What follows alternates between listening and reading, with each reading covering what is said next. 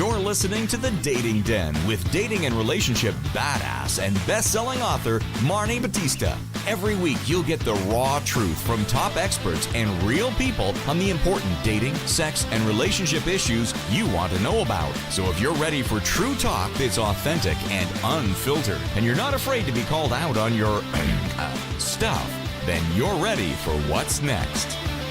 Welcome to The Dating Den, episode 85 with Mike Goldstein, a proven strategy for how to get a boyfriend in less than 4 months.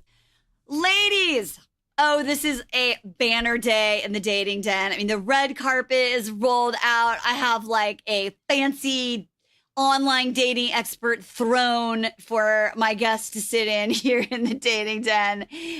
So get ready to rock. We are going to talk to Mike Goldstein, who is a very successful private dating coach, a public speaker, and author who's been on the Today Show, Reader's Digest, Shape Magazine. He's hot and happening in New Jersey, the Star Ledger, NewJersey.com. And really, he is the #1 online dating expert in the country. I'm just going to say the world, Mike.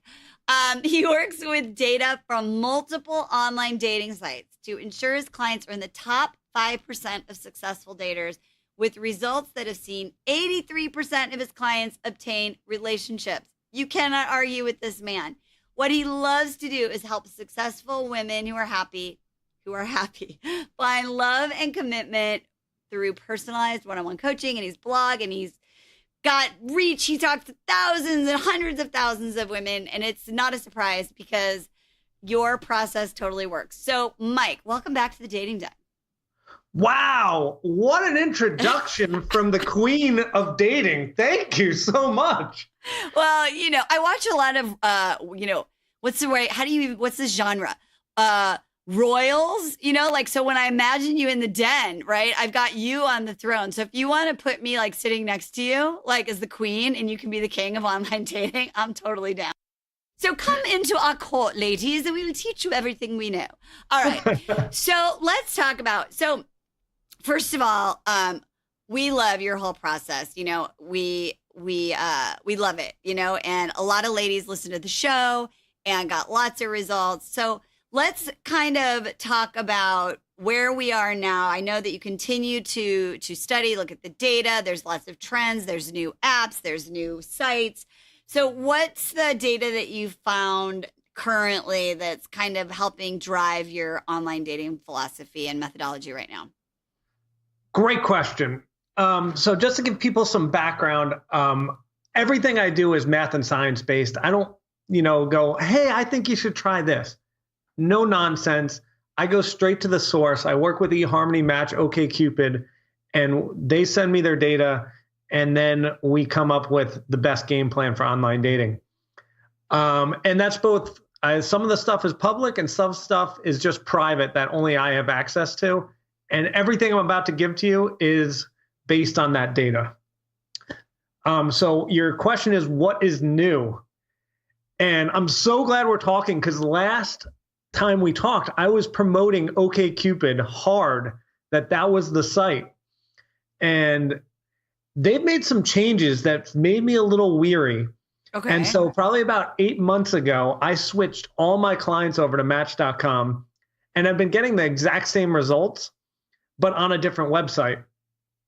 So the reason I moved away from OkCupid is they scared me a little bit. And I don't know if it's working great for them yet, so I'm still, jury's out. Okay. But now when you send a message on OkCupid, it may or may not get seen. You only see messages from someone that's liked you.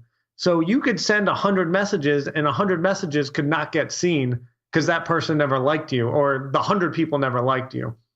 So I switched to Match.com is the end result. Okay, that's really super. It's interesting because I've been reading about that, and it was to promote privacy, right? I mean, that was the intention of it, but it's kind of also creating some limitations. Yeah, and I love what OkCupid's doing, because basically what happened is, as you know, women are having a tough time with online, with scammers, with guys, sexualizing and, not there for the purpose that women want to be there to find love. So I love their intention, but I don't know if the result of finding love is still going to be as high as it used to be there. Okay, so now we're pivoting to Match.com. So tell us, give us the overview about the methodology that you have and how you're doing that on Match.com. Yes. So it's super simple concept, but the execution is tough. So all we're doing is a 50-12-1 system every week. So what that means is we are sending 50 messages to 50 different men. 12 of them end up wanting to go on a date with us. And then every week we pick one. So it's 50-12-1. And up front, we're doing no legwork. We just send 50 messages to the top 50 guys based on their thumbnail pictures. And then when the people respond, then we do the research, see if they make sense for us. And then we pick one to go on a date with. And why are we doing this? We found, I've been doing this for 10 years, that when you do this, when you have 12 options, like imagine having 12 date options every week and you only pick one, that date most likely is going to be a good date. And if you do that 6 to 8 times, we found that you find someone you like. I love that. So is the one just a preference thing? Like, I only have time to go out on one date a week, or should you focus on that one just because you don't want to have dating burnout? Yeah, it's all about burnout. If you go on 2 to 3 dates a week or even more, it's a lot. Like you got to get your hair ready, makeup, and put on nice clothes. Like that stinks. But if you go on 1 date a week with a good one, especially when you have 12 options and you only pick one, that date's going to be better and you're actually going to be excited about it. And you're going to, in 2 weeks from now, actually remember what his name was and where he lives and stuff about him. Instead of when you go on 3 or 4, you're like, Joe, Bob, I don't remember his name, what he does. I don't know. Well, totally. Absolutely. Because I think anyone who's online dated, including me many years ago, you're like, oh crap. Did I tell that guy that? Oh, so you're trying to avoid that. So next question. So I think this is why one of the reasons why I love your method is that you're looking at the data. So when you're figuring out those 50 to send to on Match, how are you choosing those 50 people to send the message to? Yeah, this is so exciting because over the last 8 months, we've gotten to look at all this data over thousands of messages. And we found that, on OkCupid, we used to do it based on match percentage. But on Match, you actually can get away with just doing it based on their thumbnail and then allowing our user or our client to be smart enough to be like, okay, I sent 50 to just guys that look somewhat cute. And then I picked from the ones that responded. So you're saying, hey, would you like to go on a date? 12 of them say yes. And then of the 12, you read those profiles and you do the research. And we still find that you only need to do this 6 to 8 times and you find someone you like. That's amazing. So, and is your messaging still the same? Because what I loved about it was it was assertive without being aggressive, right? And it was like allowing it's like winking or smiling at somebody in a crowded place, but then it allows the man to then take over and be in the masculine. So is the message still the same? Like, hope you're having a great week. Would you like to meet for drinks or coffee or so? Is that still working for your clients? Absolutely. You definitely don't change that. That is the gold, if you will. Asking the guy out. As we know with online dating, like men are looking for speed. And what that means is they want to get to the date fast so that they can find out, are the pictures true? Is there personality match? Like, does this work? And we know men are visual, so they want to see you. And women, they like speed too, but they want to feel comfortable. Like, there's got to be safety there. They want to feel protected and okay to go. So once a woman feels safe, then yes, we want to cater to the man who just wants to get there and make sure, everything lines up and is what he wants. Okay. So now are you still doing the phone call first? So it's like those 12 guys write back, yeah, sure, that'd be great. And then you're saying like, great, here's my number, let's talk about it. Or what's the intermediary step? Or that's such a great question. It all depends on our woman listener, what she wants. Okay. So if she's one of those women that's like, I feel super comfortable, I feel safe, then immediately go on the date. Like, let's get out there. But some women are not that comfortable. So when you ask him out on the date and he goes, yeah, I want to go on a date, the next step would be like, wonderful. Let's chat on the phone for 10 minutes. And if that goes well, we'll set it up. And this is key. You have to word it exactly like that. Because men, if you say like, let's get on the phone and then we'll go on a date without the 10 minutes, oh, he's going to go nuts. He'll be like, oh, another step. Where Sally, the other message just said, let's go on a date. Well, he's going to be like, that's easier. I'm just going to go on the date with her. How long is this phone call going to take? Am I going to be on the phone for an hour? Am I going to have to do 3 phone calls? Is she not going to go on a date with me? He needs to know what the end game is. Because if he's got options, which if you're going after a desirable man, he probably has options. He doesn't want to do that much work for something he's not sure, is a real person, looks like her pictures, actually delivers everything the profile says she delivers. So, but if you say you only have to talk for 10 minutes and then we're going to set up the date, he knows, okay, all I got to do is 10 minutes. That's reasonable. I understand what the result is going to be. I can do this. Does that make sense, Marni? It totally does. And also for women, because women are like, my little lovely caretakers, they don't want to hurt anyone's feelings, right? They're like, oh God, this guy isn't sounding like my guy. And now I don't know how to get off the phone. So it's a win-win for everyone to have that expectation of the 10 minutes. Now, here is what's happening sometimes. So I want to know what you suggest our clients do, is that they talk for the 10 minutes and then the guy doesn't say, okay, great. So did you want to meet for coffee Wednesday? Like he forgets to close the loop. Do you recommend that the woman just make sure that ends? Or if it's not really a match, how do you end it? How do you sort of continue to close the gap, to close the deal? I mean, we love the masculine, feminine energy thing, of course. And let's say you end the 10 minutes and you do want the date, but he's not doing anything. I mean, she could play a little coy and have some fun and be like, man, this has been such an amazing conversation. I wish there was some way for us to meet in person. Great. And then see if he asks you out. But if he doesn't, who cares? You guys don't even exist in reality yet. Ask him out. Like, ask him out. I don't care about the masculine, feminine at this moment. Be like, would you like to grab a drink sometime? This has been so much fun. Would you like to grab a drink sometime? If he doesn't catch on. And he'll be like, yeah. And then, schedule the date. Now, let's go back to being feminine now, so we don't scare him away. Or at least most men that are highly masculine, let's not scare them away. On the date, if you have fun, all I want you to do is end the date by saying, whoa, I had so much fun. I hope I get to see you again. Now we're going to get all the information we need from the man. Does he ask you out right then and there? Does he text you? Does he call you?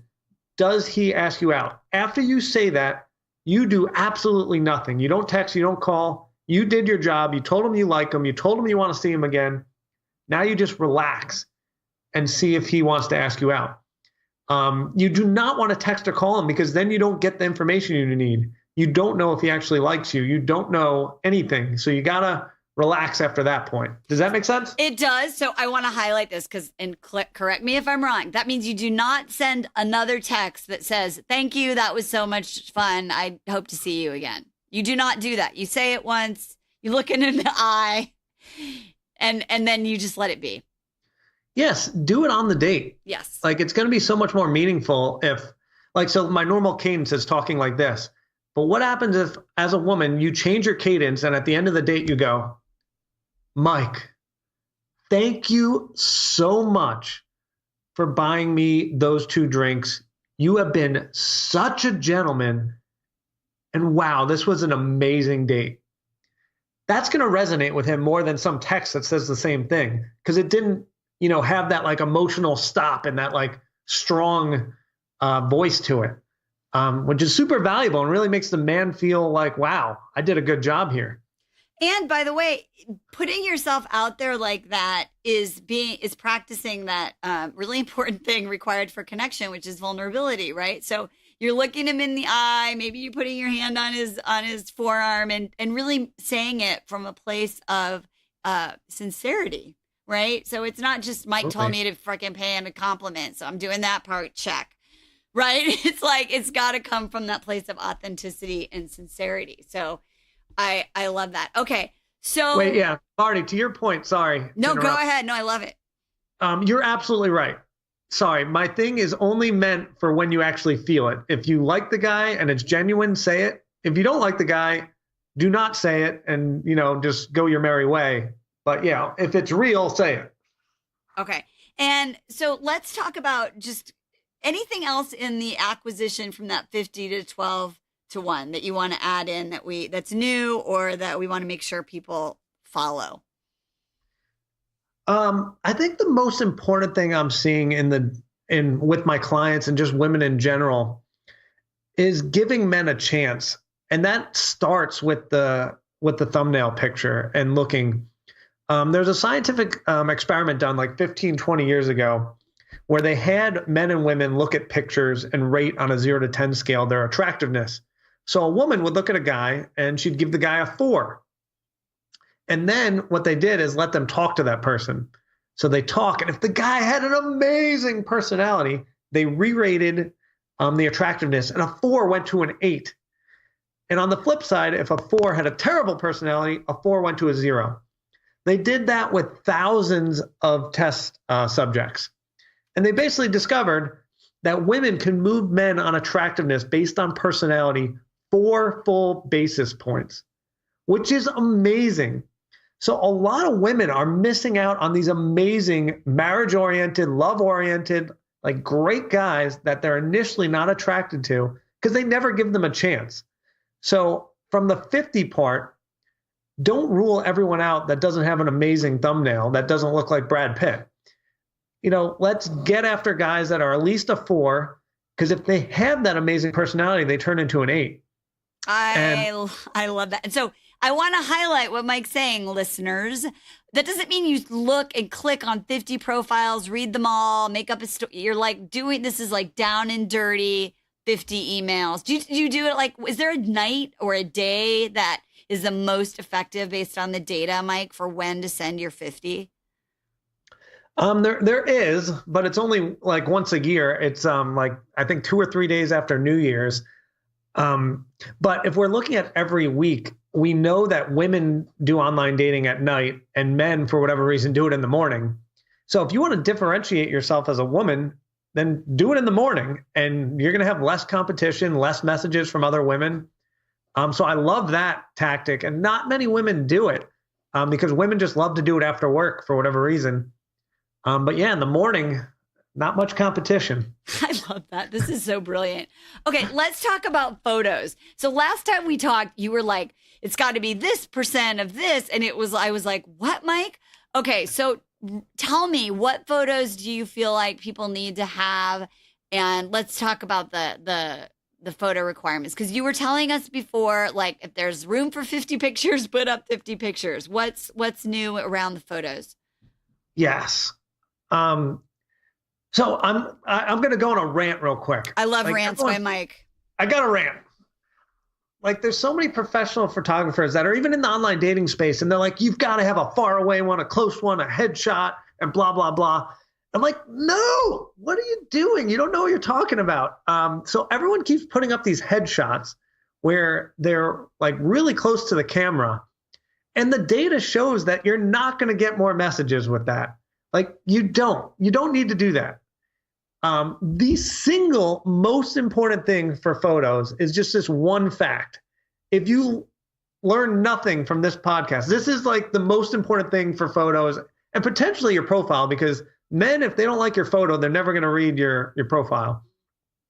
Your face, when we're looking at the entire picture, should make up anywhere from 8 to 15% of the surface area of the entire surface area of the photo. So if you were drawing a box around the photo, that's 100% of the surface area. Your face just makes up 8 to 15%. So that means you're pretty far away from the camera. And that will crush everybody else that, gets too close, too far away. You want 8 to 15% for the bulk of your photos. Maybe you get 6 photos where you look fantastic and it's like, whoa, that's sexy. And then one is really far away where you're doing an activity. So we've painted this picture of like, whoa, she's beautiful. And oh man, if we got in a relationship, we'd be biking, mountain climbing, traveling, all these great things. That's a good story. But once again, 8 to 15%. Does that make sense at all, Marni? It does. So I have another question for you. What? Yes. Because we debate this in the dating den often. So we like the lifestyle photos. So they're not just like, they don't look like they're a Hollywood headshot.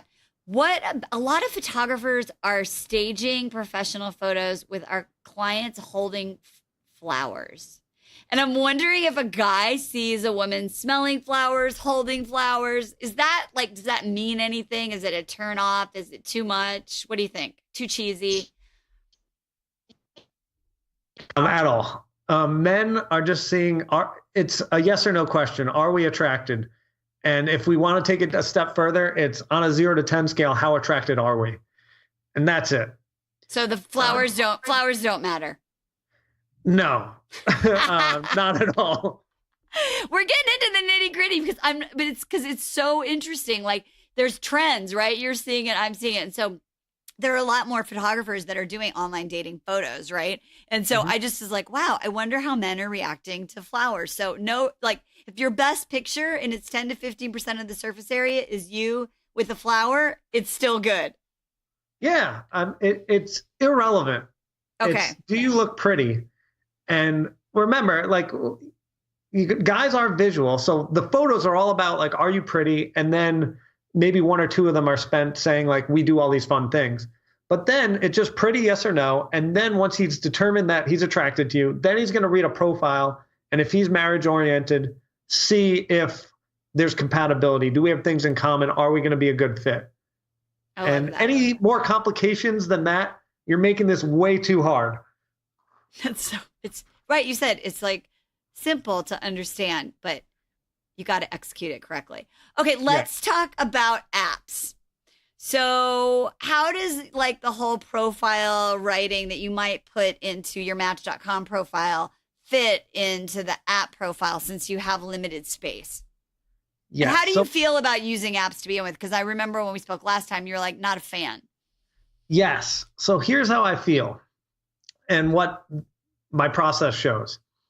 If you want to maximize your time and maximize your life and just my process, I only make women do online dating for an hour and a half a week, 30 minutes, 3 times a week. And we just use Match.com. And we do the 50-12-1 and we get our one date and we do that 6 to 8 times and we find someone you like. And most of my clients get in a relationship around month 3 or 4 of the process. Okay. All right. So I love doing that because it takes an hour and a half and you get really high quality dates. You only need to meet 6 to 8 men. Beautiful.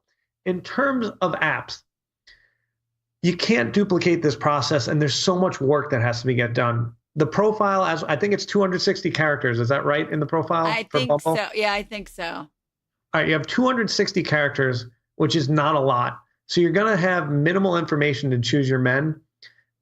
So I really don't like it.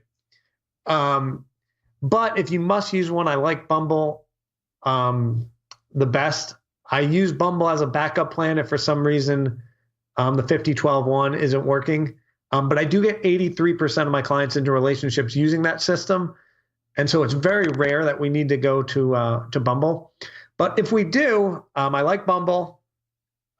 Gives the women the ability to message, obviously. And the profile is a vastly different strategy. It's more just, you're not going to get enough information in 260. So just grab their attention, have some fun, maybe throw out some stats real quick, and then keep it moving. Unfortunately, on those, it's really going to be based on your picture and then getting on the date. So it really stinks because the whole great part of online dating is having information and optimizing your time so that you can go on quality dates. And you just can't accomplish that on Bumble, unfortunately. And what's really cool about this is it's a less is more strategy, right? So it's like, you want to market to the right people, right? And use your time efficiently, because like we talked about at the beginning of the episode, is you don't want to have dating burnout, right? And that's what happens is when you're managing like 3 online dating sites and 3 apps and you're swiping and you're juggling all this like inbox and texting, it can just really impact your overall energy. And what I love about what you're talking about is it's being efficient. It's about being powerful and feeling like you're in control. And it's about really focusing in on quality rather than quantity. Absolutely. Like, I know when I was dating, and I'm engaged now, but it's a lot. Like, I would go on 2 dates a week or whatever I was going on, and like, who has time for that? And then you show up sometimes, and as the man, I'm paying for the date, and it's just sometimes like 5 minutes in, I know, like, oh my God, like, we are not compatible at all. And that's fine. Like, she's a lovely person. I'm going to stay here and, maybe try to find what is amazing about her. But I know this isn't the woman I could marry. And who wants to go through that? Like, we need a more efficient process. We need to optimize and get on the right date. So you're absolutely right, Marni. Like, quality over quantity. Super important. And I just want to clarify. So when you're saying, 50, 12, 1, you're doing that an hour and a half and you're sending out those 50 messages every week to get the one. Great question. So the 50 messages, once you get efficient, should really only take you anywhere from 15 to 20 minutes to send. Okay. Because you're just zooming through it. And, I can show you how to optimize that. But anyway, 50 to get that one date. Now, let's say next week of the 12, maybe there was like 2, 3, maybe even 4 guys that like really looked interesting to you. Go back to those. You don't have to send another 50. It just depends on what's going on in your funnel of men, if you will. Yep. So if you got 4 guys, well, then set up the date for next week. Set up a date for 2 weeks from now. Like, just keep having dates. And if you have good dates, don't send any more messages. If you don't have dates, then refill your funnel, if you will, and send some messages. Okay. And then when you're saying 6 to 8, you're saying you're going out on 2 to 3 dates or however many with these 6 total guys, and then the number one makes it through the funnel. Is that what you're saying? And it takes about 3 to 4 months. Yeah. What we find is you need to meet about 6 to 8 men. So 6 to 8 different men. And then most of the time, around 3 to 4 months, you pick one that makes sense for you and you give that a go. You give it a go. Okay. Yeah. I love it. All right. Let's talk, since you're a man, let's talk about the man point of view. So let's talk about the profile. You said they look at photos and that's their first thing. Do men read the profile? Absolutely. If they are looking for love, they want to optimize their time. So yes, they do read it. Okay. And is there such thing as like, too short, too long? Like, is it Goldilocks? What's the exact right size? Or if you have something of substance to say it and take the time that you need. Yeah, it's key to be very specific. And I think in like a number format, so men are so it's very important to have white space. So profiles are very different. As a woman trying to interest a man, it's going to look vastly different than a man trying to get a woman. So as a woman, you want to think about what he wants. And what he wants is this a fit or is this not? And you want to do that in super specificity is the key. And that's through stats as well. Like, do we mold? And let me give you an example. Yeah. Like, a lot of women will put like, oh, my, people would describe me as nice, fun, blah, blah, blah. A lot of adjectives. And I can't stand that. Another rant. Hate adjectives. It means nothing. I don't know what fun, I don't know what it means. I don't know what nice means in your context. So like, for example, nice could mean you see a homeless person, you give him $5. Or nice could mean you pick the homeless guy up, you take him to an Olive Garden, you feed him, you talk to him about his career options, you meet with him every single week until he gets a job, and then he gets an apartment, and then you high five that he is now off the streets. That's pretty nice. Right, Marni? Yeah, that's very nice. That's what I'm saying. So no adjectives, tell stories, be specific. And even if you're going to say like, I love to run, that's not enough. Like me, I'm not a great runner. I run maybe like 2 miles. Some people wouldn't even call that running. They'd call that, I don't know, but I'm out of shape. I can't run very far. But like a runner will want to know, like, so you say like, every 5 days a week, I run 6 to 9 miles.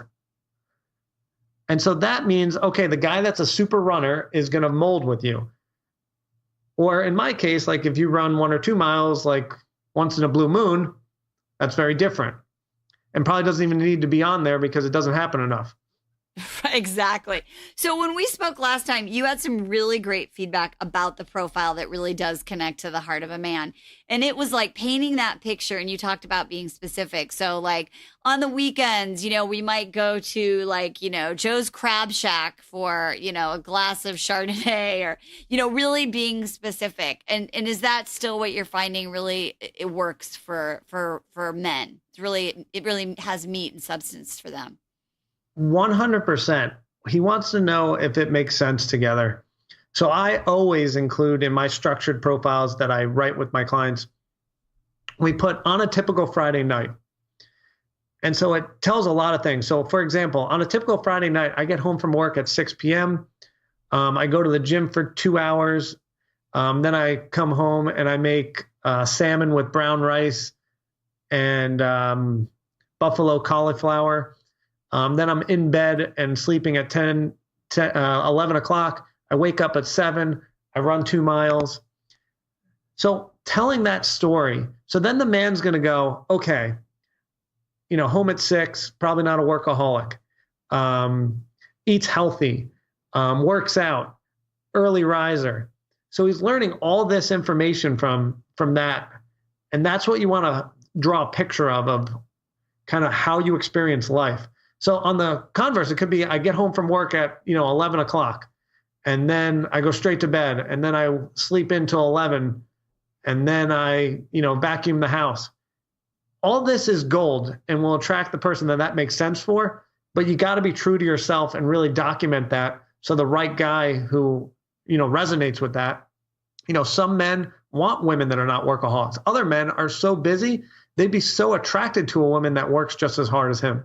So let's talk about winking and poking and all of that. Like, do you recommend that you respond to those? Do you send those? I assume you don't send those because you're just doing the 50-12 one. But if somebody winks at you or pokes you or whatever it is, do you respond to those quality peeps?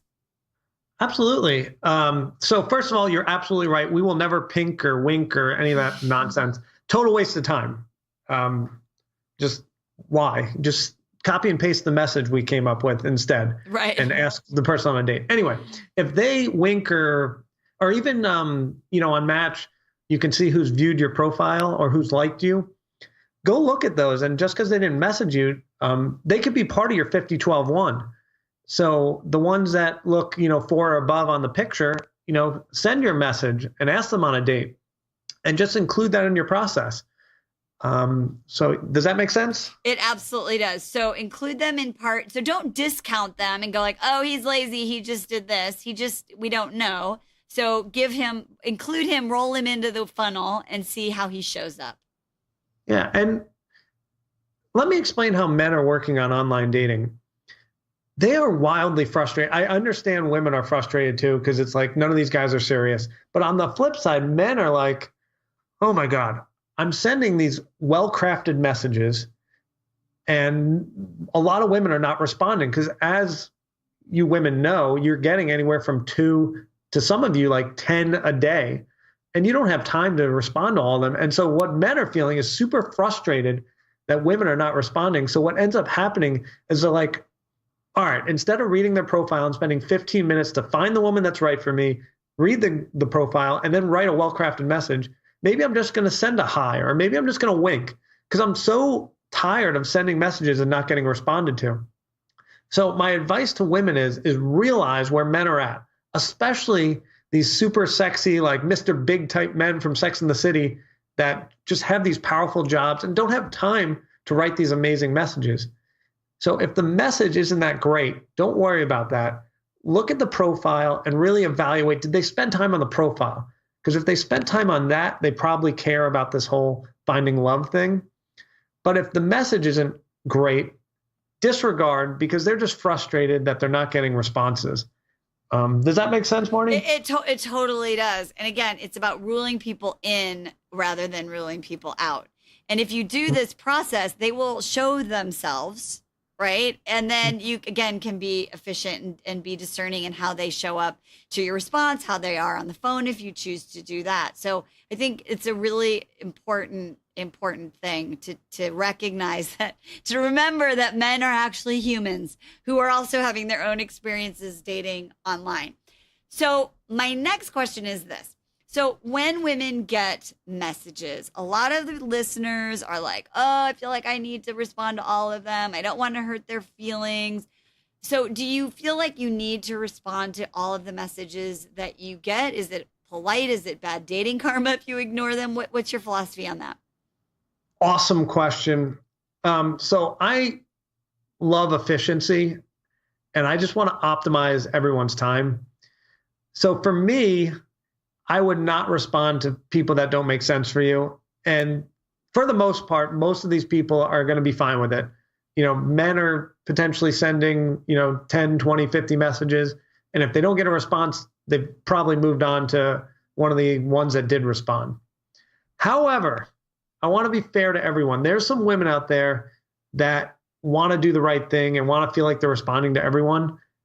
And I've had clients like that. And I'm perfectly happy with you to have something that's copy and pasted that says like, thank you so much for the message.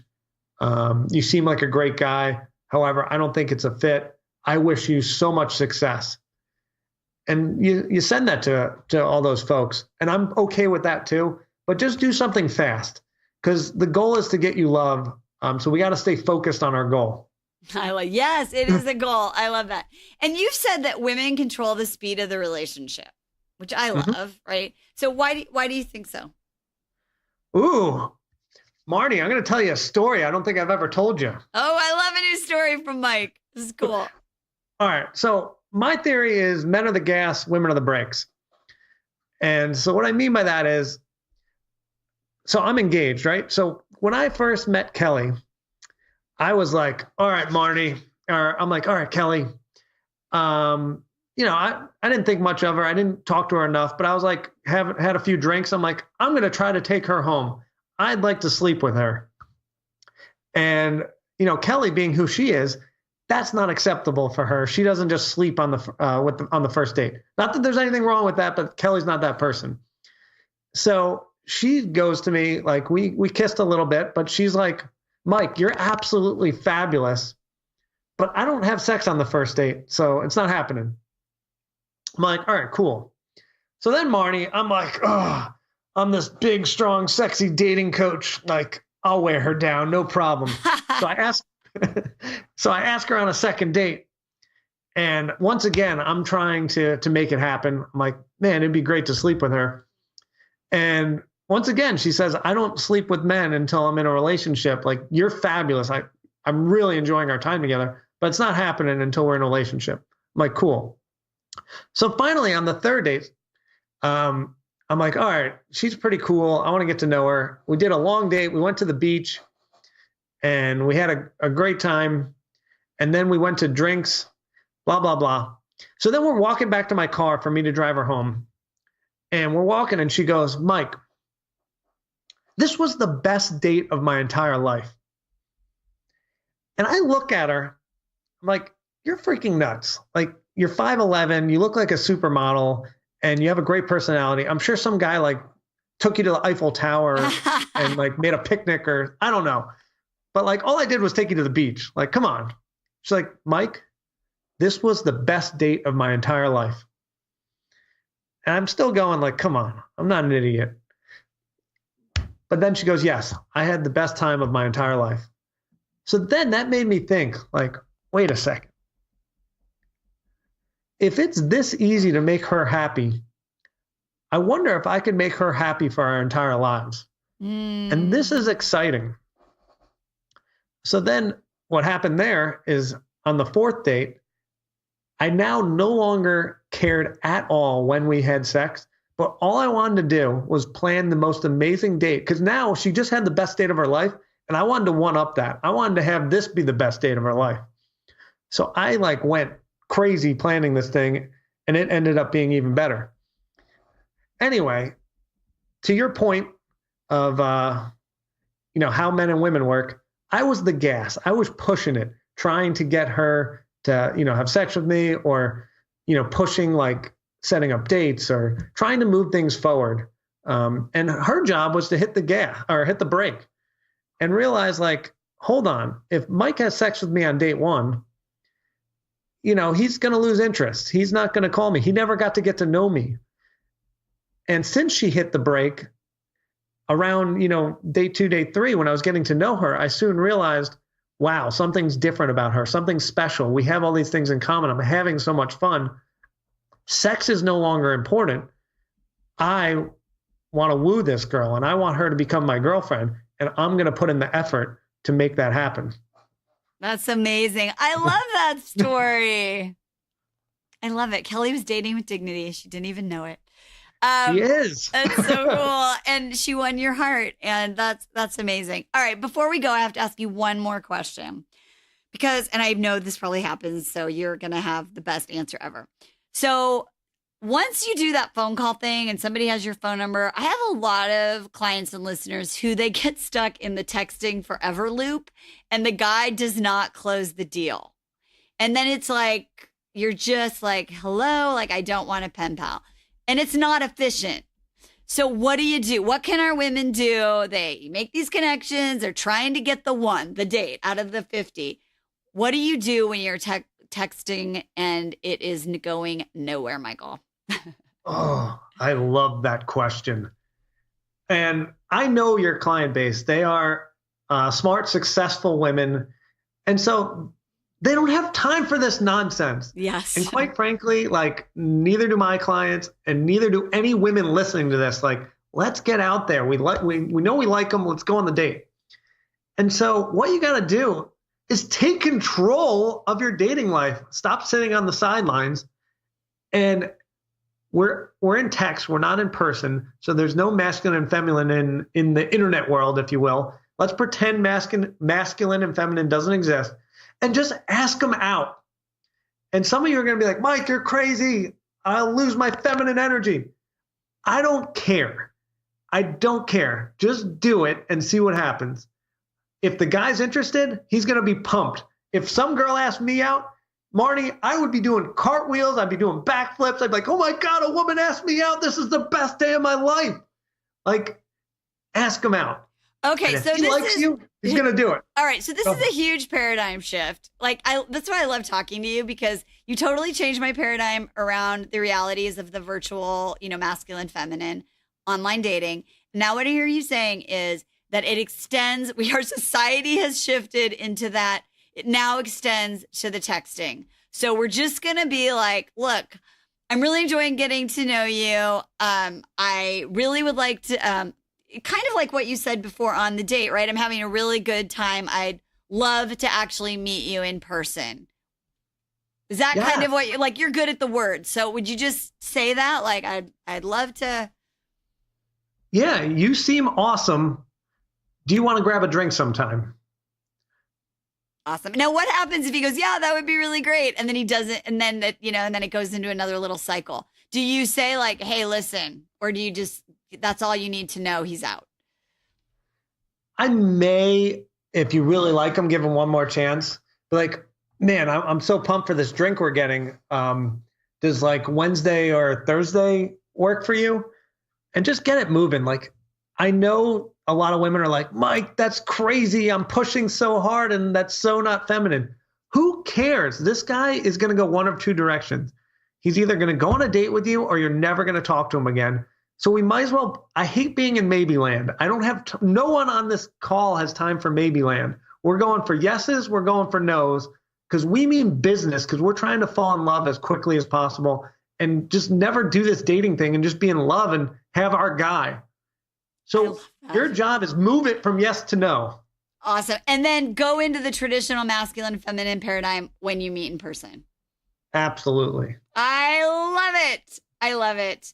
Mike, you are so damn smart and so good at this. And kind of what I love about these conversations we have is that the landscape of dating and online dating is just changing so quickly with technology, and that we have to stay 10% ahead of it.